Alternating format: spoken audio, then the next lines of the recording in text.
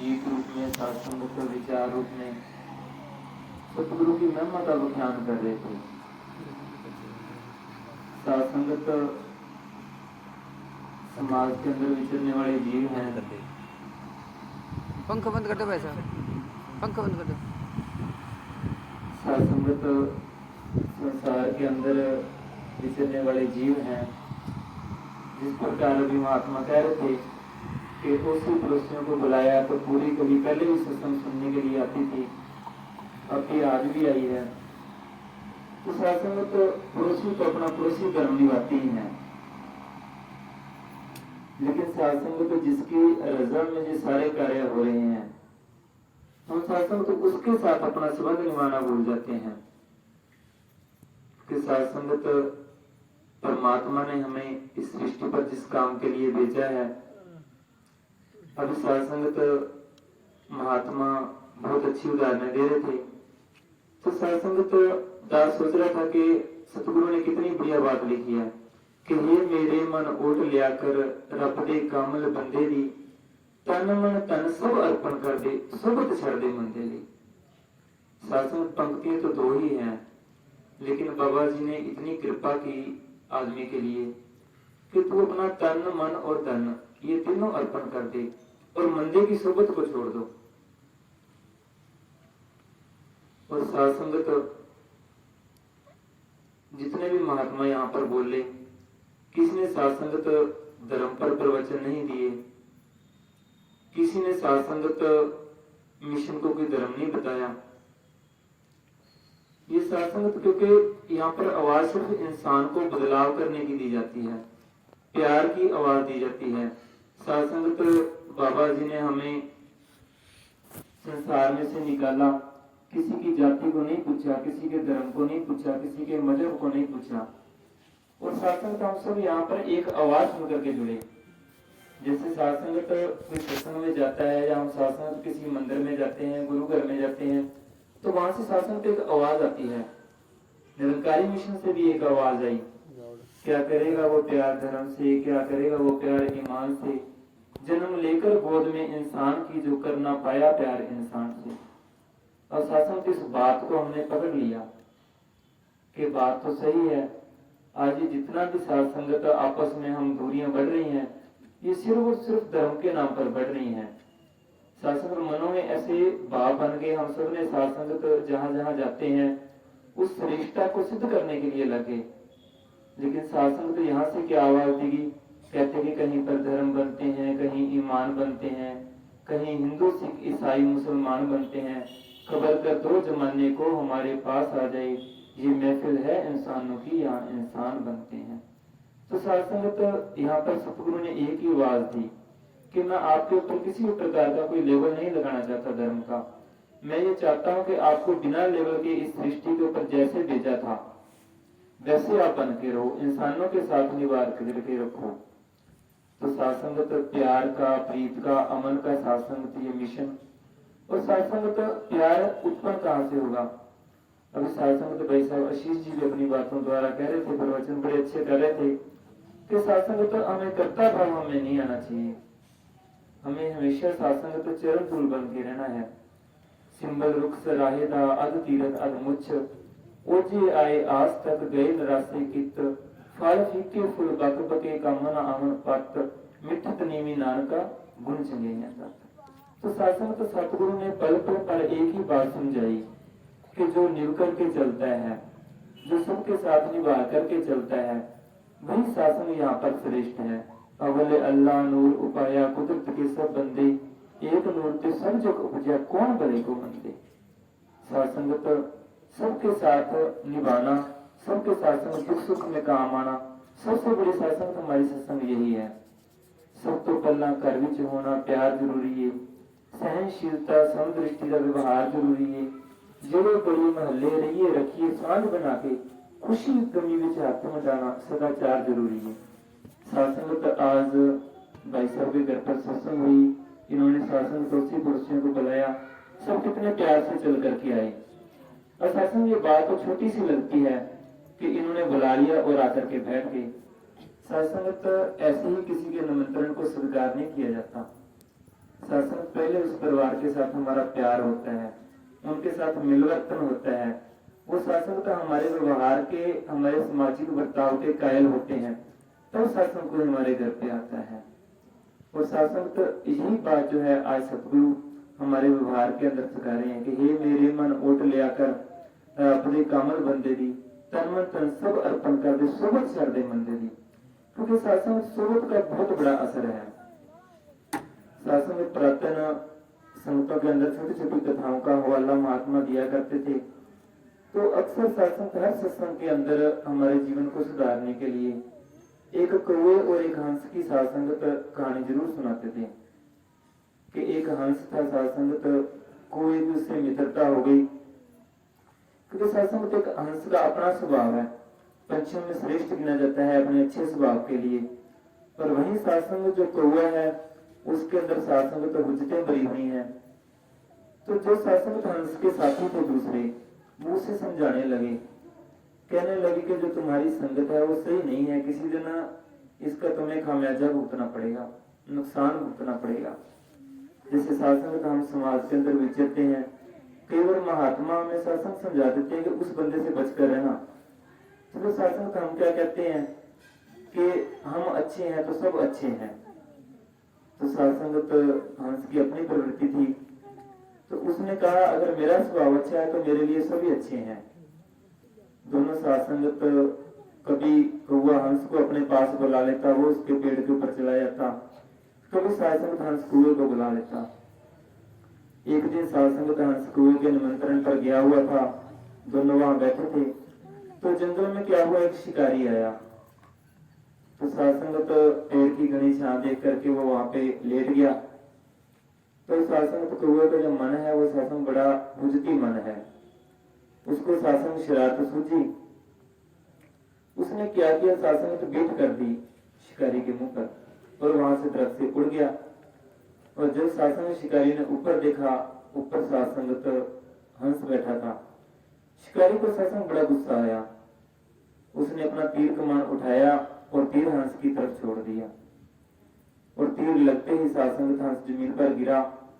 और मरने से पहले सत्संग जब उससे प्राण निकले थे, उसे एक बात याद आई कि मुझे रोका गया था संगत के लिए, कि मुझे गलत संगति में नहीं पड़ना, जैसी संगति वैसी रंगती। तो सत्संगत आज हमारे छोटे छोटे बच्चे हैं, हम स्कूल के अंदर भी इनको जब भेजते हैं तो ये बात देखते हैं सत्संग तो वहाँ पर बच्चों की क्या एक्टिविटी है, बच्चे वहां से क्या सीखते हैं, बच्चे किस सोसाइटी में रहते हैं। तो यहाँ पर भी संगत का भी हमारे जीवन के अंदर यही प्रभाव है कि सत्संग मिठा बोलो तेन विचलो, सतगुर एहो सिखांदा है, भला मंगो हरदम हरि कदा, एहो पाठ पढ़ांदा है। सतगुरु ने सत्संग हमें सत्संग के अंदर एक ही पाठ पढ़ाया है कि अपने जीवन के अंदर एक सरलता का परिचय देना है। बातों से सत्संग परिचय नहीं देना कि चित्र चलाकियां देना गुरु रजाया जा नहीं सकता, बेड़ी रोज बट्टे पाके बनने लाया जा नहीं सकता। अगर सत्संग को ये सोचे कि मैं सत्संग में भी आऊं और अपने मन की हुज्जतें भी ना छोड़ूं और मैं वैसे का वैसे ही चलता रहूं, जैसे सत्संग तो पुराना हम उदाहरण दे देते हैं कि पंचों का कहा सिर मथे और पतनाला ओथे दा ओथे। तो सत्संग सतगुरु कहता है कि इस बातों से कोई भी लाभ होने वाला नहीं है। आज सत्संग में जितने भी महात्मा यहाँ बोले हैं, इन्होंने सत्संग गुरु की बात की है, बड़ी दृढ़ता से की है, क्योंकि इन्होंने पहले अपने जीवन के अंदर बदलाव लाया है। जो कोई आखे वो कुछ करना सेव कमाना सीखिए, जो गुरु देवे वो कुछ खाके शुक्र मनाना सीखिए, भावे सुख दे भावे दुख दे मनना पाना सीखिए। एक रब दे बस होके रहना, होर किसी की लोड़ नहीं, कहीं अवतार ऐसे गुरु सीखना किसी चीज की तोड़ नहीं। सत्संग तो भाई साहब अजू जी सत्संग लास्ट में अपने वचनों द्वारा ये कह रहे थे कि जो सतगुरु का हो जाता है, मिटा दे अपनी हस्ती को, अगर कुछ मर्तबा चाहे, दाना मिट्टी में मिलके गुले गुलजार होता है। तो फिर सत्संग तो सतगुरु भी किसी प्रकार की कोई कमी नहीं छोड़ता। जे तुम मेरा हो रहे सब जग तेरा होए, बाल ना बांका कर सके सब जग बैरी होए। तो फिर सत्संग तो उसका चाहे कोई भी बैरी हो, वो सत्संग तो उसका कुछ भी नहीं बिगाड़ सकता। लेकिन दूसरी तरफ सत्संग तो सतगुरु एक बात और भी कहते हैं कि ना कोई बैरी ना ही बेगाना, सगल संग हमको बने आई। तो सत्संग जब सतगुरु हर इंसान के अंदर परमात्मा का शासन का वास दिखा देता है कि हर सभी के अंदर ही शासन परमात्मा का वास है।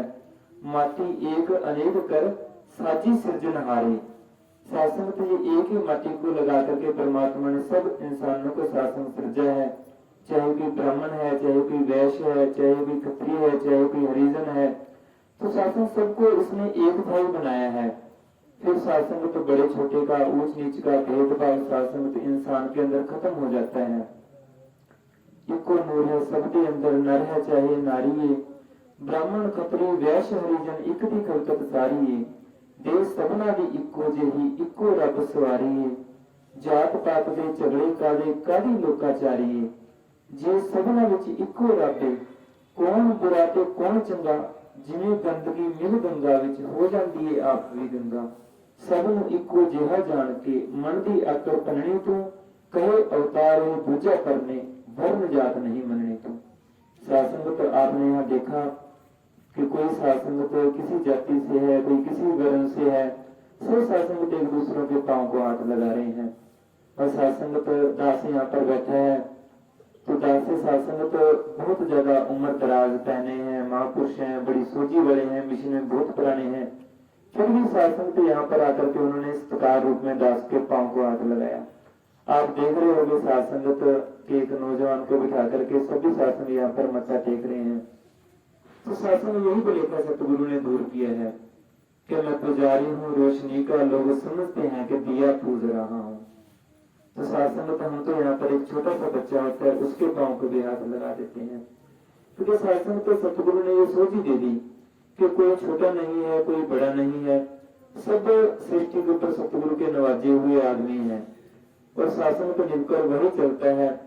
वो कहते हैं कि शासन तो जब विपरीत परिस्थितियां होती हैं, बहुत सी नेरियां चलती हैं, तूफान आते हैं, तो जो शासन को निभ जाता है वही फिर बच जाता है और शासन जो अड़ जाते हैं वो फिर झड़ जाते हैं। तो शासन तो आज ये आदेश बहन जी अपने वचनों द्वारा, शासन तो हमारी ब्रांच के मुख्य बहन जी हैं सुमन गुलाटी जी, इन्होंने शासन को एक संदेश दिया कि इस स्थान पर आकर के, सतगुरु के दर पर आकर के परमात्मा को जाना जा सकता है। तो ये शासन तो असल में तो मिली ही परमात्मा की जानकारी के लिए है। यह तेरी अवसर, यह तेरी वार, घटवी तत्व का विचार। प्राणी को शासन तो ये कहा गया है हमारे सतगुरु के द्वारा शासन तो कि ये जो तुम्हारा अवसर है, ये तुम्हारी वार है, ये परमात्मा को जानने के लिए मिली है तुझे। कि शासन तो हम 84 लाख जूनों में से भटकते भटकते यहाँ आए हैं। तो दास ने शासन पिछली सत्संग में भी एक बात कही थी। आज शासन संग्रिया से हमें हनुमानगढ़ जाना हो, बस के बाहर अगर बोर्ड देख करके बैठ जाए हनुमानगढ़ का, सफर मात्र 30 मिनट का है। और बैठने के बाद अगर वो बस यहाँ से नाथवाना की तरफ चली जाए, फिर नाथवाना से आगे शासन बख्तावर सिंह वाली डाणी आती है, उसके बाद किकर वाली आती है, फिर रीला वाली से होते हुए मानकसर होते हुए शासन हनुमानगढ़ जाए।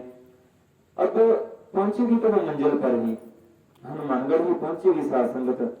लेकिन जो 20 मिनट का सफर था उसमें जब 1.5 घंटा या 2 घंटे लगते हैं, उसके अंदर हम इतना परेशान हो जाते हैं। कनेक्टर को भी बहुत बुरा भला कहते हैं कि आपने हमें पहले क्यों नहीं बताया कि गांव में से घूमती हुई बस जाएगी, आपको बताना चाहिए था, हमसे रुपए भी पूरे ले लिए।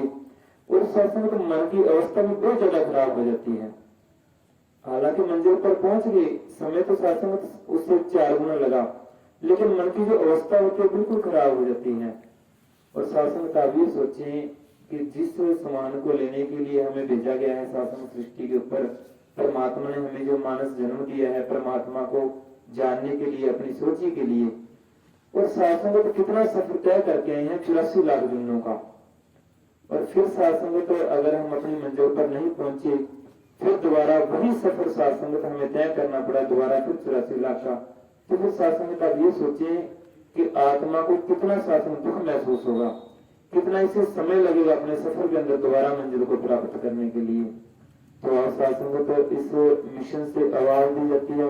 ये किसी के धर्म को नहीं बदलता, क्योंकि जितनी विचारें थी शासन को, तो जितने भी शासन को अच्छी बातें थी, ये तो सारी हमारे शास्त्रों के अंदर लिखी गई। ये शासन को तो बाबा जी ने जितनी देर भी शासन अपना उनका समय काल रहा, आज समय के पैगंबर सतगुरु माता सुदीक्षा सुरेंद्र जी साध संगत स्टेज पर विराजमान है, वो एक ही बात कहते हैं कि आप हिंदू हो मुबारक है, लेकिन सच्चे हिंदू बनो। जो आपके शास्त्रों के अंदर आपके लिए लिखा गया है उसको मानो। आप गीता के पुजारी हो, आप गीता को मानो, लेकिन जो गीता के अंदर लिखा गया है उसको मानो। आप गुरुद्वारा साहब में जाते हो, श्री गुरु ग्रंथ साहब को मानते हो, बहुत अच्छी बात है, वहां पे मत्था टेको, क्योंकि शास्त्र तो वो हमारे गुरुओं की पवित्र वाणी है। लेकिन जो उसके अंदर लिखा है, जो संदेश है शास्त्र हमारे पैगंबरों के, उसे अपने जीवन में सबसे पहले मानो। शास्त्र में तो कोई भी भजन सुनते हैं, कोई भी गीत सुनते हैं, तो शास्त्र में तो ऑटोमेटिकली उसकी लय पर हम शास्त्र में झूमने लग जाते हैं, हमारा सिर हिलने लग जाता है, हमारे पांव थिरकने लग जाते हैं, क्योंकि शास्त्र में एक लय होती है। तो शासन एक बार ये सोच करके देखें, जो हमारे धार्मिक ग्रंथ हैं, जो हमें एक रास्ता प्रदान कर रहे हैं, अगर हम उस रास्ते पर चलेंगे तो हमारा जीवन कितना लयमय हो जाएगा, कितना हमारे जीवन के अंदर सुख भर जाएगा, कितना शासन जीवन के अंदर आनंद भर जाएगा।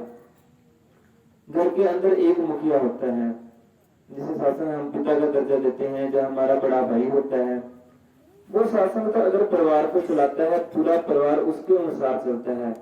अभी शासन जैसे भाई साहब भी कह रहे थे कि जब शासन को हम उसकी हाँ में हाँ मिला देते हैं तो फिर जीवन के अंदर सुख बढ़ते ही चले जाते हैं। फिर जो परिवार का मुखिया होता है शासन, तो वो बच्चों के अच्छे बुरे के बारे में सब जिम्मेवारियां लेकर के शासन अच्छे अच्छे ही फैसले लेता है। और शासन जब ये जो सृष्टि का मालिक है, परमात्मा है, अगर हम अपना हाथ इसके हाथ में दे देंगे तो फिर शासन हमारे जीवन में होने वाली सब घटनाएं ही इसके अनुसार होंगी, अच्छी होंगी। फिर शासन कहते कि जगदा मालिक याद जो होवे, दुख भी दिंदा दुख नहीं। फिर शासन तो जीवन हर पल सुख में हो जाता है। कोई ऐसी शासन तो बात नहीं है जो दास को यहाँ पर बिठाकर करवाने वाली हो। जो शासन तो आप सभी सूझवान हो, जितने भी महात्मा यहाँ पर बैठे हैं, सबने ही शासन तो एक बात, जितनी भी बातें कही है शासन सब गुरु मर्यादा अनुसार कही है।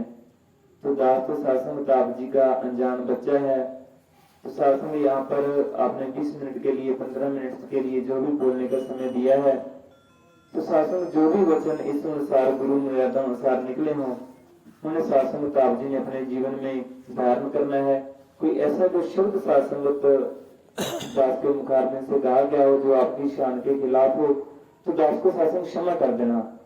और आज शासन स्टेज पर भी जो ड्यूटी है हमारे कर्मयोगी भाई साहब की लगी हुई थी, शासन किसी कारणवश उन्होंने जो सेवा है ये दास को शासन तो प्रदान कर दी। तो शासन तो जितने भी यहाँ पर महात्मा हैं वो शासन बात तो गुरु की ही करते हैं, गुरु की शिक्षाओं की ही करते हैं। आपकी शासन कैसी कृपा करें कि ये जो बोलते हैं ये जीवन के अंदर शासन बता जाए। आज भाई साहब पवन जी ने अपने घर पर शासन संगतों को बुलाया है, आप सभी उन्हें आशीर्वाद दे करके जाएं कि तन मन धन से शासन ये सुदृढ़ हो और शासन इसी प्रकार से गुरु घर पर इनका विश्वास बनता जाए। शासन तो दास आप जी के जितनी भी संगत यहाँ से आई है, पहली बार आप जी आए हो, आप जी के चरणों में भी दास निवेदन करता है कि आप मंदिर में जाते हो मुबारक है, आप गुरु घर में जाते हो मुबारक है, आप कोई कथा सुनते हो मुबारक है, लेकिन परमात्मा को जान करके अपने जीवन में जो बदलाव लाना है शासन तो वो तो आपको लाना ही पड़ेगा, जिस कार्य के लिए परमात्मा ने आपको भेजा है। तो उसके लिए शासन तो एकमात्र सतगुरु का दर ही है कि आओ रब दे दर्शन कर लो। संदेशा है इंसाना मुर्शिद बंदे प्यार बनावे मेरे जे हैवाना। और शासन यहाँ पर जो हैवानियत शब्द बदला गया है वो ये तो है नहीं शासन कि हम संसार के अंदर विचरते हैं तो हम बड़े ही पापी जीव हैं। जो हमारे जीवन के अंदर शासन इतने बुरे कर्म हैं कि हम हैवान हैं, लेकिन शासन तो जो इंसान परमात्मा को जाने बिना शासन सृष्टि से चला जाता है वो फिर शासन तो राक्षसों वाली दुनिया भी शासन तो भुगतता हुआ ही दोबारा मानस दुनिया में आता है। फिर शासन तो अमानित वाले गुण भी शासन तो उसके अंदर आ जाते हैं, तो उन दुनिया को भी प्राप्त होता है। तो इसीलिए शासन तो ये संदेश यहाँ से निरंकारी सत्संग से दिया जाता है कि आप परमात्मा को जान सकते हो, परमात्मा के दर्शन कर सकते हो। जो मौके छोटे का पैगंबर होता है साध संगत, इसे इस बात की आज्ञा होती है कि जो बल आवे किस कंठ लगावे, यह वृद्ध स्वामी संता। इस शासन किसी के अवगुणों को नहीं जानता। जात न पूछे साध की, पूछ लीजिए ज्ञान, मोर करो तलवार का, पड़ी रहने दो म्यान। फिर शासन को ये सोच ही सबको दे देता है कि संतों महापुरुषों के सिर्फ और सिर्फ गुणों को ही देखना है और शासन इनके अंदर कमियां नहीं देखनी। तो आज शासंगत आप जी एक एक कर्म यहाँ पर चल करके आए हो। पूरे सतगुरु के चरणों में यही अरदास है कि आप जी जैसे जैसे अपनी भावनाएं लेकर के आए हो, जो जो आप जी के शासंगत भावनाएं आपके जीवन के अंदर सुख प्रदान करने वाली हैं, सतगुरु माता जी आप जी की उन सब भावनाओं को पूर्ण करके आपके जीवन के अंदर सुखों की वर्षा करें। साथ संगत जी प्यार से कहना धन निरंकार जी।